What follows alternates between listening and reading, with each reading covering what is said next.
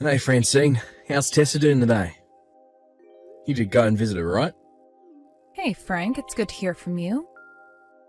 Tessa was doing totally fine when I was there with her. She's much better after starting on the new medicine regimen the doctors told us about. Totally fine? What's that supposed to mean?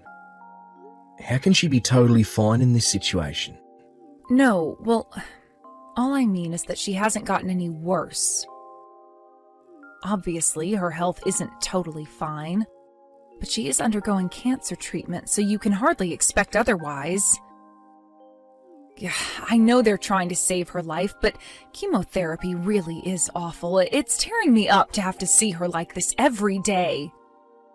The new medicine they put her on made all of her hair fall out. Wow, is she upset about it? Of course she is. She's still in elementary school. And she's a girl. There's no denying it. She was pretty damn shocked and broken up about the whole thing. It's only natural she would be, right? It would be bad enough for an adult who properly understood everything. She doesn't seem any worse, you say? She didn't seem to be particularly unwell or anything. We should be grateful just for that. We have to take all the victories we can get, no matter how small. I guess, but to be honest with you, I'd be lying if I said it wasn't painful for me to look at her in that state. Her pillow was covered in hair that had fallen out.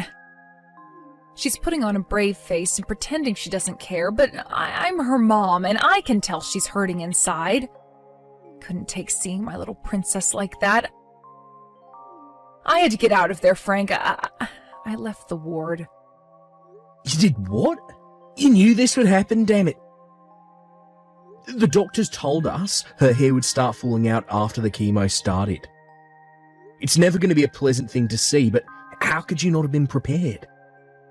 It's only natural she'd be shocked after losing her hair. What the hell do you think seeing her parents freak out is going to do to her mental state? She's already vulnerable as it is. She needs us now more than ever. And you left her there? I know that. But it's gonna keep falling out, and quickly too. Before we know it, she won't have any hair left. I can't bear to see her like that. It was horrible. No, of course it's horrible. But don't get me wrong, babe. I totally understand how you feel. But we can't bury our heads in the sand. This is happening, Francine, whether we like it or not. If it's this bad for us, what the hell do you think it's like being Tessa right now? I understand what you're saying, Frank. Ugh. Oh my God, Frank. How long are we going to have to carry on like this? What did she do to deserve this? Why does our poor daughter have to suffer so senselessly? Believe me, I'd love to know the answer to those questions myself. I'm sorry. I never expected myself to get this upset. I think I'm losing my mind. If I start taking things out on you, everything will be totally hopeless. You're exhausted from being with Tess all the time, right? It must take a lot of mental stress to keep yourself composed, seeing her that way. I haven't been able to get to the hospital due to my crazy work schedule, and believe me, I feel pretty crappy about that. It's fine, Francine. It's not a big deal, really. Don't worry about me. I'm sorry. I said don't worry about me. Tessa is more important than me right now. Right. I wonder if she'll really be okay. I'm relieved she didn't seem any worse physically, aside from the shock of losing her hair, what with starting chemo and all. But it was so awful seeing her all broken up like that. You headed over to visit her with your mum and dad this weekend, right? I'll join you guys then. Let me try speaking to her. Let's see if her pops can't cheer her up a little. Right. But you know she hasn't shown much improvement at all since being admitted to the hospital. Don't say anything reckless that might freak her out or my mom out, okay? Of course I won't. But keep an eye on her for me until then, alright? It's bound to be difficult, but we need to be strong for our daughter's sake. She needs us now more than ever. Frank, why would you even say something like that? Didn't I tell you not to say anything reckless? My mom and dad are furious. I can't believe you said that to Tessa at all, let alone in front of my parents. Oh, that's funny, because from where I'm standing, none of what you're doing makes any sense. That's why I said it. I was wondering whether you'd make an absurd overreaction, and lo and behold, you are. What? This isn't the time to screw around, Frank. Start making sense. Thankfully, Tessa seemed to find your stupid little remark funny, so at least she's not upset, but what kind of twisted sicko calls their daughter a baldy while she's on chemotherapy? I can't believe you. Come on, Francine. I didn't put it that bluntly, did I? I worded it more kindly than that, and you know it. But why would you need to say that in the first place? Looks like you went bald, sweetie. Oh well. And to think you laughed, too. You're sick. Who says, oh well, to their freshly bald, cancer-stricken 6-year-old? Do you understand how much your foolish little remark just hurt our poor daughter? That poor girl, she is fighting cancer, and the last thing she needs is her own dad insulting her. Poor girl. Give me a break. The only thing upsetting our daughter is your attitude. Is that the way you treat her every time you visit? If I'd have known, I'd have said something earlier. God damn, my boss keeping me at the office does this all the time. My attitude? What the hell does that mean? All we did was visit her. I don't need to be lectured on how to behave around my own daughter by the prick who just insulted her while she lay in a hospital bed. You couldn't be more tragically mistaken. Or endlessly piling sympathy on her like she has hours left to live is what you guys call a visit. If that's the case, you and her parents need to stop visiting her immediately. All you're doing is hurting her by constantly reminding her about what she's going through and how unfortunate she is. You have no right to say that. Do you have any idea how hard it was for me to calm my parents down after you left the room? They even told me to divorce you. Let them say what they like. I don't care. Let me make this clear. You guys are the ones treating her like a pitiful, helpless victim. What's that supposed to mean? The way you're all huddled around her, wailing, oh, you poor, poor thing. It almost made me want to vomit. I felt like I was at a funeral. Good luck, sweetie. I mean, really. Randomly interjecting crap like, I know all your hair might have fallen out, but you don't need to worry about that one bit, into conversations about her favourite cartoons. You're supposed to be making her feel better, not worse. Stop screwing around with our daughter's emotions, Francine. All we're trying to do is stop her being upset. Ugh, what's the point in trying to explain? An insensitive prick like you would never get it. Insensitive? That's rich coming from you. Are you completely oblivious to how much constantly reminding her she has cancer is hurting her? Why does she need you to bring up the fact she has no hair left every 5 minutes? You treat her like she's in a freaking casket already. It hurts to watch. You treat her like a hopeless victim. You act like you're already at her funeral. All you're doing is upsetting her. What are you suggesting I should say then? You've got some nerve to come at me with this crap despite you being the one who made mean comments about her hair. Mean comments? Please, did she even seem remotely upset by what I said? If anything, that's the biggest smile I've seen on her face in weeks. Do you have no idea what that means? This is pointless. I can't take it anymore. We may as well be banging our heads against a brick wall. I'll be staying at my folks' place tonight. I won't be coming home for a while. Do as you please. I don't want to see your face anyway. Hey, Pops. Did you and Mom have a fight? Hey, Tessa. What's up? What makes you think that?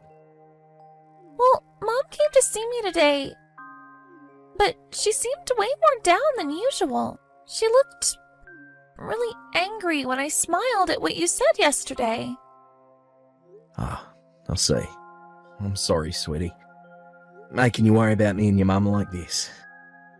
It's fine, Pops. You don't have to apologize. But was it bad of me to smile? No, you didn't do anything wrong at all. Me and your mum just had a little difference of opinion. That's all. We were talking about you. About me? Yeah, about you. You know how much we both love you, right? Yeah, I know that. But, well, why were you fighting then? How to put it? You see, it's like this, sweetie. Since me and your mum both love and care about you so much, there are things that we feel so strongly about that we simply can't budge on them. This is difficult. I don't understand. Ah, right, of course. Let me ask you this, Tess. Do you like your mum? Yeah, I love her. Right? Well, I love her too. But how would you feel if your mummy, who you did love, did something bad to your pops? I'd get mad and tell her to stop, 'cause I love my pops too. I want all three of us to be friends and get along. Well, that's how things are between me and your mum right now. We still haven't made friends yet. Which is why I want you to know you're not in the wrong here. When will you make friends? Right away? It'd be nice if we could make up right away. But to tell you the truth, I don't know myself either. Hey, Pops, you know when you said I was bald and laughed? I was happy. Oh, where did that come from all of a sudden? Ever since I got sick, Mom and the others have been making me feel so sad all the time. They act like I'm gonna die. I'm not helpless and I'm not gonna die. That's right, Tessa. You're not. You must hate being treated like that when you're working so hard to get better. You're the only one who doesn't treat me like some pathetic victim, Pops. That's why I'm super happy you're my Pops. That's right, sweetie. You're no victim. I just wish everyone else understood that. Sorry to bother you, Frank. Do you have time to talk right now? What's up? Is this about yesterday? Yeah, it's about yesterday. I thought maybe we could try talking things over again. Look, about that, I said too much myself. I was wrong. I'm sorry. No, you don't have anything to apologize for, honey. We were the ones in the wrong after all, right? What? Are you feeling okay? Am I hallucinating? You were furious with me yesterday. This evening, I got a call from Tessa. She told me why you got so mad. I think I more or less understand it now. From Tessa? Wait, she called you about that? Really? I see. She said us fighting was really hard on her. She pretty much ordered us to make up as soon as possible. That's not all. She burst into tears. What the hell are we playing at, Frank? You're right. Us fighting over what's best for our daughter doesn't really make any sense if us fighting makes our daughter cry now, does it? Right. That's why I'm sorry. I never stopped to think about why you were angry in the first place. I just reacted. No, it was wrong of me not to explain too. I kind of just assumed you'd get why I was mad and let the anger take care of the rest. I haven't had my head on straight lately, what with everything that's going on. I guess you could sound quick to anger. You're well within your rights to be mad. Cut it out, Frank. That's my line. I was so intent on things being the way I thought they should be, I never stopped to think about what Tessa herself thought about the way I was treating her, or how she felt about her current situation. I just decided what was best for her by myself based on nothing but assumptions. I realized I clearly wasn't doing her any favors the moment she burst into tears. Go easy on yourself, babe. It's not like I'm saying everything you did was wrong. It's just that Tessa's fighting this thing with every last fibre of her being. She's like a little super soldier. And the thought of her bravery being reduced to nothing or minimised by being treated like a helpless victim was tearing me up inside. Yeah, you're right. I see that now. I was closest to her, and I should have known more than anyone how hard she was fighting, but in spite of that, I didn't. How did I not notice, Frank? God, I've been such an idiot! We both had our hands full, Francine. Don't talk about yourself that way, please. It hurts me to see. Things haven't been easy lately, alright? It's only natural we might act a little crazy sometimes under all this stress. She got hospitalised out of nowhere after all. One day she was going to school like usual, and the next she was in a hospital bed on an IV trip being told she had to undergo aggressive life-changing therapy. All I could ask myself was why her. I think obsessing over that so much made it hard for me to see things straight. You know our Tessa. She told me she enjoys every single day, even now. Can you believe that? Things should be harder for her than anyone, and yet somehow she's stronger than the both of us put together. She said she was super happy about everyone visiting her together, you know. Me, you, and your parents. And that's not all of it. This one's really going to shock you. She even said she actually enjoys studying. Apparently she works on her textbooks and printouts from school every day in the hospital ward. She told me all about how when she gets out of hospital, she wants to try out a bunch of new things at school. Volleyball club, piano lessons, fencing.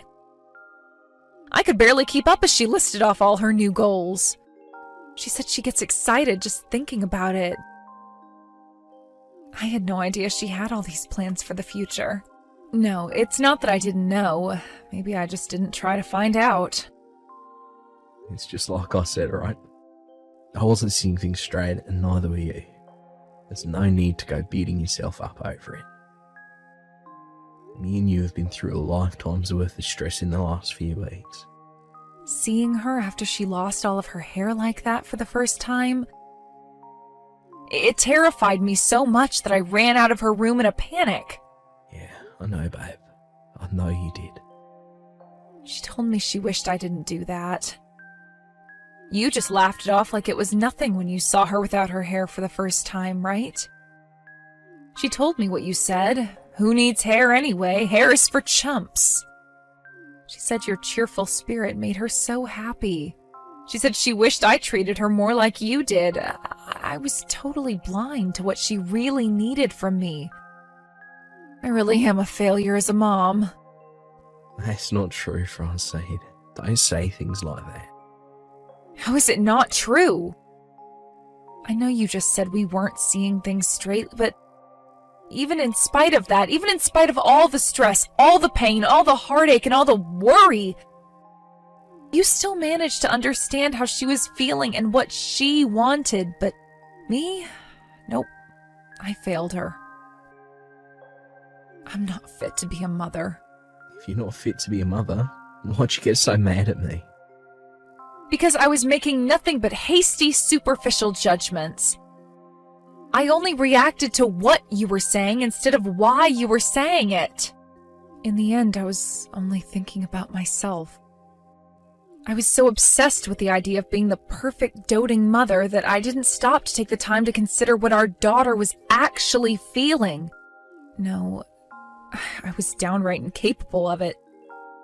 So why all the self-reflection and apologies now?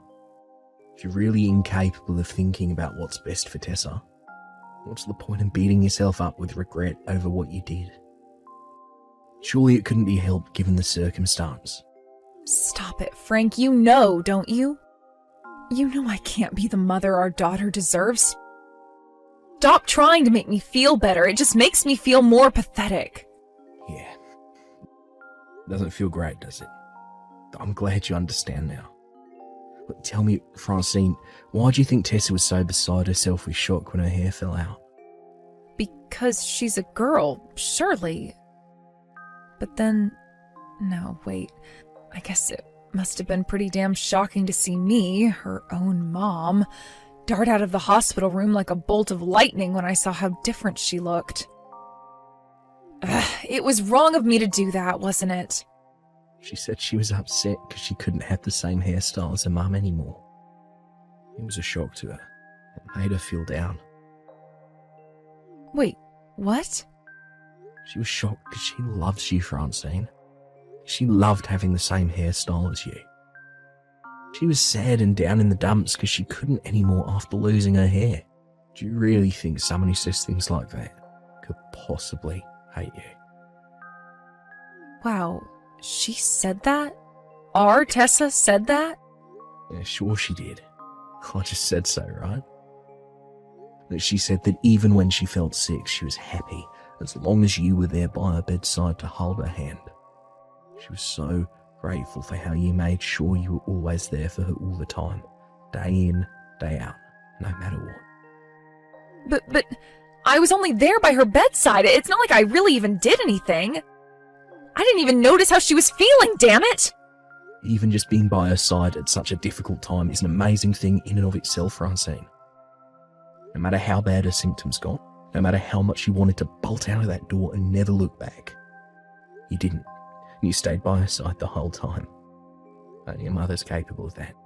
But is this really what's best for her? Someone like me being her mom? Who else is there aside from you? Let me make something. If you talk like this around our girl, she'll burst into tears on you again. She hates the thought of her mum not being around.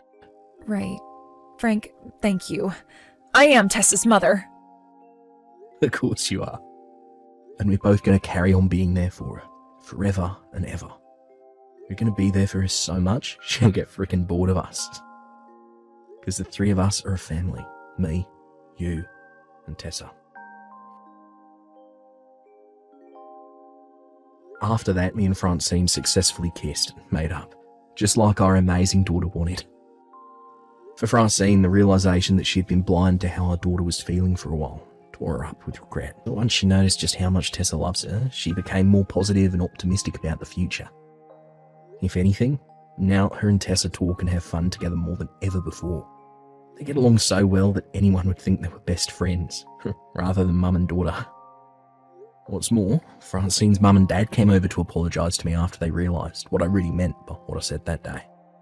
But just like me and Francine, they were so stressed out by everything that was going on that they reacted emotionally, instead of stopping to think what I actually meant. Now there's nothing but good vibes between me and the in-laws. Not many people can say that, right? Yeah. After the events of today's story, me, Francine and Tessa carried on fighting the cancer together for another 2 years. Our strengths as a family must be paying off because her symptoms are finally starting to subside. She finally just got the go-ahead to return to school on the condition that she takes it easy and sits out a gym class for a while.